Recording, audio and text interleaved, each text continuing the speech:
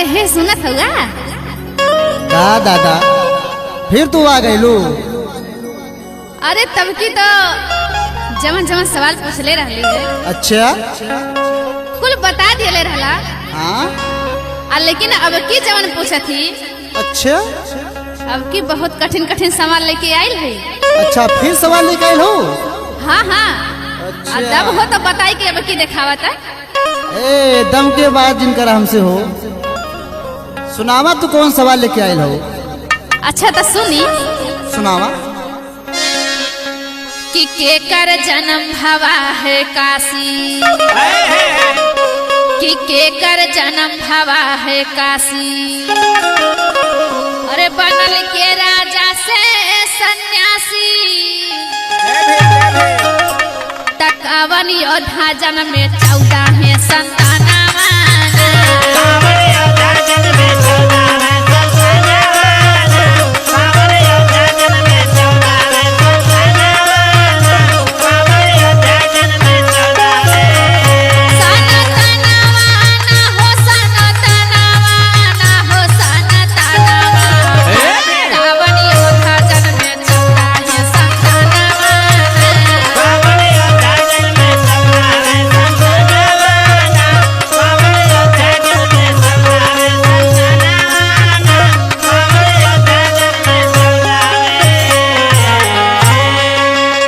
अच्छा तो ये सवाल तू लेके आयल हो।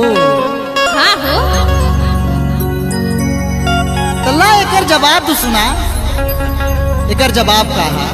अच्छा तो बताई के दिखावा। अर्जन में गुरु रविदास काशी अर्जन में गुरु रविदास काशी। हर गौतम बुद्धि बने सन्यासी। अरे बाबा भीम जन्मे 14 है संतानवाना। बाबा भीम जन्मे 14 है संतानवाना। बाबा भीम जन्मे 14 है संतानवाना। बाबा भीम जन्मे 14 है सनातनवाना हो सनातनवाना हो सनातनवाना। बाबा भीम जन्मे 14 है संतानवाना। बाबा भीम जन्मे 14 है संतानवाना। बाबा भीम जन्मे 14 है संतानवाना। बाबा भीम जन्मे 14 है।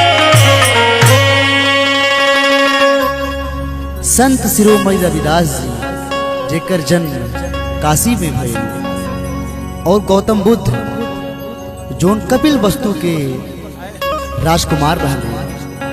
पहले उनकर नाम सिद्धार्थ रहा और गौतम बुद्ध जी हमेशा सत्य के खोज में रहत रहले और वही के खोज में अपन घर राजपाट सब त्याग दिले। हाँ हो ये बात सही बात। लेकिन अब की जन पूछा थी ओके बताई के दिखावा था। अरे पूछा पूछा सुना सुनावा। कि वो महिला के नाम बतावा।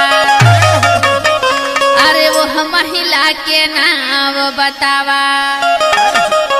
अरे बनल वो कैसे आग के लावा। तमरली दो सामन के धाय धाय गोलियां मरले तो सामन के धाय धाय गोलियां।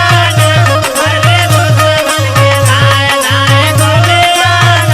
मरले तो सामन के धाय अरे गोलियां अरे गोलियां। मरले तो सामन के धाय धाय गोलियां। मरले तो सामन के धाय धाय गोलियां। मरले तो सामन के धाय हाँ हो ये सवाल ता पूछलू था। अब ऐसा कौन महिला रहा लेकिन चिंता जिन करा इस सवाल के जवाब बहुत पहले ब्रजेश भैया हमके बता देले हम। माँ सवाल के जवाब सुना। सुनावा। अरे बनल जे आग से ज्वालामुखी। हर बनल जे आग से ज्वालामुखी। हर 59 कई फूल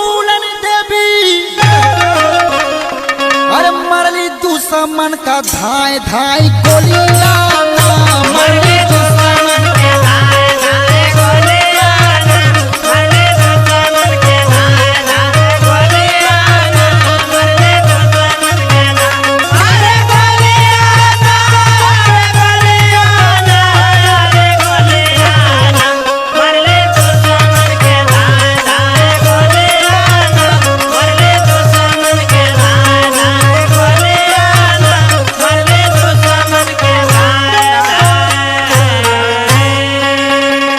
फूलन देवी जो अपनी ही बहुजन समाज की महिला थी, एक समय ऐसा था जब उनके साथ लगभग 21-22 दुष्कर्मी मिलकर उनके साथ दुष्कर्म किए थे। फिर उसके बाद फूलन देवी जी उसी तरह अपने साथ हुए दुष्कर्म का बदला इसी तरह लिए थे। हाँ हो, इहो सवाल के जवाब तो सही दिला। लेकिन अभी की जब पूछा थी ओके बताई के देखावा था। अच्छा सुना सुनावा। कि रहल के कोल्हापुर के राजा, अरे रहल के कोल्हापुर के राजा, अवन के पिता के नाम बता दा कि तोहके जान ले बहुआ बुद्धि माना वागे जान ले हवा बते मनाना वागे जान ले हवा बते मनाना वागे जान ले हवा बते मनाना बते मनाना बते मनाना वागे जान ले हवा बते मनाना वागे जान ले हवा बते मनाना वागे जान ले हवा।